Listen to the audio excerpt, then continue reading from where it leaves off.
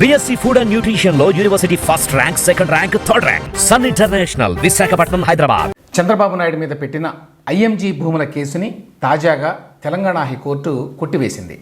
దీంతో 1995, 2004 మధ్య ప్రభుత్వంలో ఉన్నప్పుడు చంద్రబాబు నాయుడు అవినీతికి పాల్పడ్డాడు అని చెప్పి వైఎస్ రాజశేఖర రెడ్డి కాలం నుంచి ఇప్పుడు జగన్మోహన్ రెడ్డి పీరియడ్ వరకు చంద్రబాబు నాయుడు మీద పెట్టిన కేసులన్నీ కూడా కోర్టుల్లో ఫీగిపోయినాయి. ఆ పీరియడ్కి సంబంధించి ఇది లాస్ట్ కేసు అనుకోవచ్చు. చంద్రబాబు నాయుడిని అవినీతి పరుడని చూపించడానికి వైఎస్ఆర్ కాలం నుంచి చేసిన ప్రయత్నాలు అన్నీ కావు. చంద్రబాబు నాయుడు వైఎస్ రాజశేఖర రెడ్డికి సమకాలికుడు, కానీ ఆయన 1995లోనే సీఎం అయ్యాడు. ఆ కాలంలో వైఎస్ రాజశేఖర రెడ్డి ఒక్కసారి 80sలో అనుకుంటాను పీసీసీ ప్రెసిడెంట్ అయ్యాడు. అదర్వైజ్ ఆయన కాంగ్రెస్ పార్టీలో ఉన్నటువంటి అనేక నాయకుల మధ్య ఒక నాయకుడు. సో ఆ పొలిటికల్ జెలసీ కూడా కొంత ఉంటుంది. తనతో పాటే రాయలసీమ నుంచి వచ్చినటువంటి తన సమకాలీనుడైనటువంటి చంద్రబాబు నాయుడు అప్పుడే ముఖ్యమంత్రి అయిపోయాడు.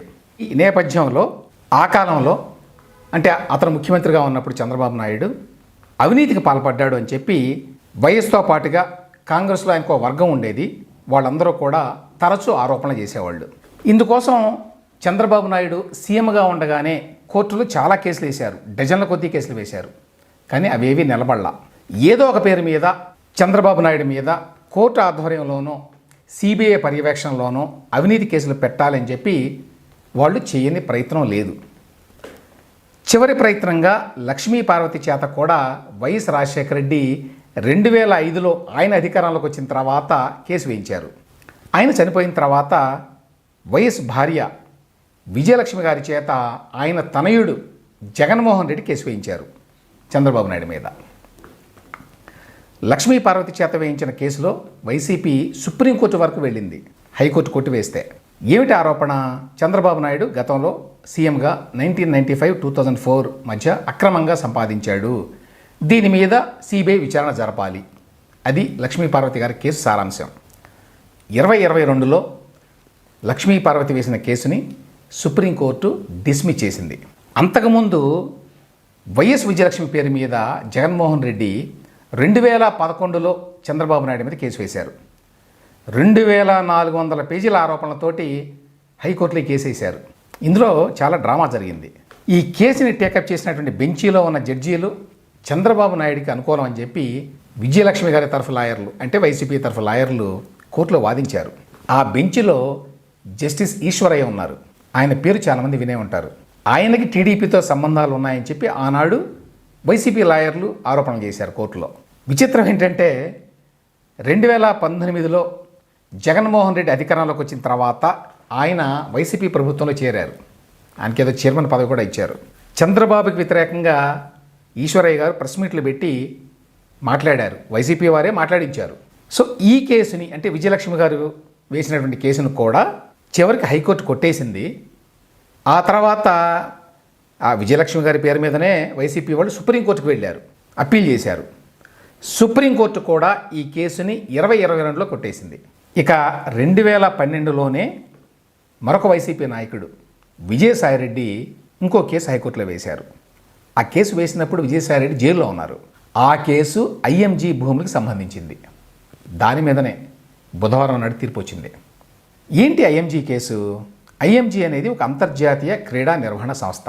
98 నుంచి మొదలుకొని 2004 వరకు అప్పట్లో చంద్రబాబు నాయుడు స్పోర్ట్స్ మీద చాలా ఫోకస్ చేశారు. ఆ టైంలో చాలా స్పోర్ట్స్ ఇన్ఫ్రాస్ట్రక్చర్ని హైదరాబాద్లో బాగా డెవలప్ చేశారు.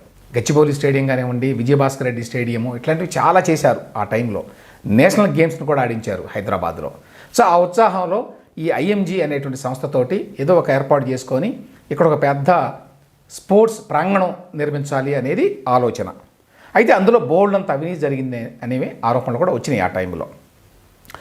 సో ఈ ఐఎంజీ పేరుతోటి క్రీడాభివృద్ధి కోసం హైదరాబాదులో ఈ గచ్చిబౌలిలో, రంగారెడ్డి జిల్లా మామిడిపల్లెట, అక్కడ 850 ఎకరాలని చంద్రబాబు నాయుడు ప్రభుత్వం కేటాయించింది. 2003లో జరిగింది ఇది. అయితే ఈ వ్యవహారంలో చంద్రబాబు నాయుడు అవినీతికి పాల్పడ్డారు అని చెప్పి దీని మీద సిబిఐ దర్యాప్తు చేయాలని విజయసాయిరెడ్డి గారు కోర్టుకు వెళ్ళారు. విడివిడిగా ఇంకా చాలామంది వెళ్ళారు. వాళ్ళలో ప్రముఖులు ఎవరంటే ఒక న్యాయవాది టి రంగారావు. ఈయన తెలంగాణ ఉద్యమంలో చాలా యాక్టివ్గా ఉండేవారు. అప్పట్లో టీఆర్ఎస్లో చాలా యాక్టివ్గా ఉండేవారు. తర్వాత ఇప్పుడు పరిస్థితి ఏమిటో తెలియదు. సో ఆయన ఇటువంటి కేసులు పర్సూ చేసేవారు చంద్రబాబు నాయుడుకి వ్యతిరేకంగా. ఆయనతో పాటు ఏబీకే ప్రసాద్ అందరికీ తెలుసు, ఆయన జర్నలిస్టు, పూర్తిగా వైసీపీలో ఉన్నారు, సాక్షిలో తరచుగా వ్యాసాలు అవి రాస్తుంటారు ఆయన. వీరందరూ 2012లో ఈ ఐఎంజీ మీద హైకోర్టులో పిల్లు వేశారు. చంద్రబాబు నాయుడు 1995-2004 అంటే ఆయన సీఎంగా ఉన్న టైంలో అన్నమాట. ఆ టైంలో ఏదో అవినీతి జరిగింది, దీన్ని ఎట్లనో బయటకు తీయాలి అనేటువంటి ప్రయత్నంలో వైఎస్ కుటుంబం కానివ్వండి, అప్పటి కాంగ్రెస్ నాయకులు కానివ్వండి వేసిన కేసుల్లో ఈ ఐఎంజీ కేసు అనేది చివరిది. ఇప్పటి వరకు కూడా ఈ పీరియడ్ మీద 95-2004 పీరియడ్ మీద వేసిన కేసులు ఒక్కటి కూడా కోర్టులో నిలబడలేదు. తాజా డెవలప్మెంట్ ఏంటంటే ఈ కేసుని తెలంగాణ హైకోర్టు బుధవారం కొట్టేసింది. లాస్ట్ కేసు అన్నట్టు ఇది 2012లో దాఖలు చేశారు ఇది అని చెప్పాను. దీని మీద తెలంగాణ హైకోర్టులో నిన్న ప్రధాన న్యాయమూర్తి justice Alok Aradhe, justice J Srinivasarao వాళ్ళ ధర్మాసనం తీర్పిచ్చింది. ఈ సందర్భంగా కోర్టు కొన్ని కామెంట్స్ కూడా చేసింది ఇంట్రెస్టింగ్గా.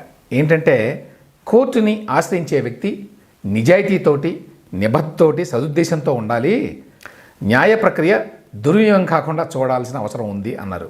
చట్టం అంటే చదరంగం ఆట కాదు, వాస్తవాలతో కోర్టుకు రావాలి అని కూడా అన్నారు. ఎందుకన్నారంటే ఈ మాటలకి ఒక నేపథ్యం ఉంది. గతంలో వైఎస్ విజయమ్మ గారు పిల్లి వేశారని చెప్పాను కదా, ఆ తర్వాత పాల్వాయి గోవర్ధన్ రెడ్డి అని చెప్పి ఈయన కూడా దాఖలు చేశాడు. ఈ ఐఎంజీ భారత అకాడమీస్ మీద కొన్ని కంప్లైంట్స్ అవి చేశాడు ఈయన. ఏసీబీ కోర్టులో కూడా ఆయన కంప్లైంట్ చేశాడు. ఈ కేసులను ఆల్రెడీ కొట్టేశారు గతంలో, అందులో ఐఎంజీ వ్యవహారం కూడా ఉంది. సో ఈ విషయాన్ని ప్రస్తావించకుండా గతంలో ఇవి కోర్టు ముందుకు వచ్చినాయి, కొట్టేశారు అనే విషయాన్ని చెప్పకుండా ఈ విజయసాయిరెడ్డి గారు తదితరులు వీళ్ళంతా కూడా ఈ వ్యవహారంలో సిబిఐ దర్యాప్తు కోరుతూ మళ్ళీ పిటిషన్ వేయడం ఏంటి, కోర్టుని మిస్లీడ్ చేయటం కదా అది అనే మాటని కూడా నిన్న హైకోర్టు పెంచి మాట్లాడింది. ఇంకొక మాట కూడా అన్నారు. ఈ పిటిషన్లో ఒకరు విజయసాయిరెడ్డి గారు, ఈయన వైఎస్ రాజశేఖర రెడ్డి కుటుంబ సలహాదారు, జగన్మోహన్ రెడ్డి ఏర్పాటు చేసిన వైఎస్ఆర్ కాంగ్రెస్ పార్టీ తరఫున రాజ్యసభకు వెళ్ళారు, ఆ పార్టీ ప్రధాన కార్యదర్శి. సో ఇంత క్లియర్గా తెలుస్తుంది పొలిటికల్ మోటివ్. దానికంటే ముఖ్యం ఏంటంటే ఈ అంశాన్ని మీరు గతంలో విజయలక్ష్మి గారి పిటిషన్లో వేరే పిటిషన్లో ప్రస్తావించారు, అప్పుడు హైకోర్టు పరిశీలించింది, కొట్టేసింది. అవన్నీ దాచిపెట్టి ఇప్పుడు మళ్ళీ వచ్చారు మీరు కోర్టుకి.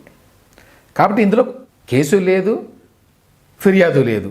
ఎందుకంటే వీళ్ళ ఆర్గ్యుమెంట్ ఏంటంటే వైఎస్ గారు అధికారంలోకి వచ్చిన తర్వాత 2004లో ఈ ఐఎంజీ మీద ఒక పని చేశాడు. ఏంటంటే 2006లో సిబిఐకి ఒక కంప్లైంట్ రాశాడు యాజ్ సీఎం, ఐఎంజీ మీద మీరు దర్యాప్తు చేయండి అని. అప్పుడు సిబిఐ వాళ్ళు ఏం రాశారు స్టేట్ గవర్నమెంట్కి, మీరు ఊరికే జనరల్గా ఇట్లా రాయటం కాదు, ఒక ప్రాథమిక దర్యాప్తు చేసి ఇదిగో ఈ అంశాలు బయటపడి మా ప్రిలిమినరీ ఎంక్వైరీలు అని చెప్పండి మాకు, అప్పుడు మేము చేస్తామన్నారు. 8 నెలలైంది వైఎస్ రాజశేఖర రెడ్డి ప్రభుత్వం ఏ రకమైన ప్రాథమిక దర్యాప్తు చేయాల. సిబిఐ వాళ్ళు మళ్ళీ లెటర్ రాశారు వైఎస్ గవర్నమెంట్కి 8 నెలల తర్వాత. ఏమైంది ప్రాథమిక దర్యాప్తు నివేదిక, ఏమీ మాట్లాడాల రాజశేఖర రెడ్డి గారు. దాంతో సిబిఐ వాళ్ళు టేకప్ చేయలేదు దాన్ని ఇప్పటికి. అది జరిగింది. వీటన్నింటినీ కూడా నిన్న హైకోర్టు పరిగణలోకి తీసుకొని ఇక్కడ అసలు కేసు ఎక్కడుంది, ఫిర్యాదు ఎక్కడుంది, ప్లస్ గతంలోనే కోర్టు ఈ వ్యవహారాన్ని చూసి ఇందులో ఏమీ లేదని చెప్పింది. సో ఆ రకంగా బుధవారం నాడు హైకోర్టు బెంచ్ వారు దీన్ని లాస్ట్ కేసుని కొట్టేశారు. సో ఇప్పుడు ఈ కేసును కూడా తెలంగాణ హైకోర్టు కొట్టివేయడంతో 1995-2004 మధ్య చంద్రబాబు నాయుడు పాలనలో అవినీతి పేరుతోటి వైఎస్ రాజశేఖర రెడ్డి, విజయలక్ష్మి, లక్ష్మీపార్వతి, విజయసాయిరెడ్డి, ఆళ్ల రామకృష్ణారెడ్డి ఇట్లా చాలామంది వైఎస్ సన్నిహితులు వేసినటువంటి కేసులన్నీ కూడా కోర్టులో వీగిపోయినాయి. చంద్రబాబు నాయుడు మీద వైసీపీ ప్రైవేటుగా వేసిన చివరి కేసు ఓటుకి నోటు కేసు. ఈ కేసులో చంద్రబాబు నాయుడు పేరును చేర్చాలని చెప్పి వైసీపీ నాయకుడు ఆళ్ల రామకృష్ణారెడ్డి కేసు వేసిన విషయం తెలుసు మనకి. ఆ కేసుని ఆగస్టు 2024లో అంటే పోయిన నెల సుప్రీంకోర్టు కొట్టేసింది. ప్రస్తుతం జగన్మోహన్ రెడ్డి గారు అధికారంలోకి వచ్చిన తర్వాత పెట్టినటువంటి 6 డజను కేసులు మాత్రమే చంద్రబాబు నాయుడు మీద ఉన్నాయి. ఇక్కడ ముఖ్యమైన విషయం ఏంటంటే తాజా ఐఎంజీ కేసుతో పాటు గతంలో పెట్టిన అన్ని కేసుల్ని కోర్టులు కొట్టివేసిన చంద్రబాబు నాయుడు మీద ఇంకా కేసులు ఉన్నాయని, ఆయన స్టేలు తెచ్చుకొని మేనేజ్ చేస్తున్నారని వైసీపీ వాళ్ళు కానివ్వండి, ఇతర రాజకీయ ప్రత్యర్థులు కానివ్వండి, డిట్రాక్టర్స్ కానివ్వండి చంద్రబాబు మీద ఇప్పటికీ ఆరోపణ చేస్తూనే ఉంటారు. కొంతమంది ఇంకొంచెం ముందుకెళ్ళి చంద్రబాబు నాయుడు కోర్టులను మేనేజ్ చేసి తనకి అనుకూలంగా తీర్పులు తెచ్చుకుంటున్నారు అనేటువంటి అసంబద్ధపు ఆరోపణలు కూడా చేశారు. నిజానికి 2004 తర్వాత చంద్రబాబు నాయుడు మళ్ళీ అధికారంలోకి వచ్చింది 2014లోనే. ఈ పీరియడ్లోనే మెజారిటీ కేసుల్ని కోర్టులు తోసిపుచ్చినాయి. అప్పుడైనా అధికారంలో లేడు కాబట్టి ఈ ఆరోపణలో ఎంత నిజం ఉందో అర్థం చేసుకోవచ్చు. మొత్తం మీద ఐఎంజీ కేసు నుంచి కూడా విముక్తుడు కావడంతో 1995-2004 మధ్య ప్రభుత్వంలో ఉండగా చంద్రబాబు నాయుడు అవినీతికి పాల్పడ్డారు అనే ఆరోపణల్లో ఒక్కటి కూడా నిరూపితం కాలేదు.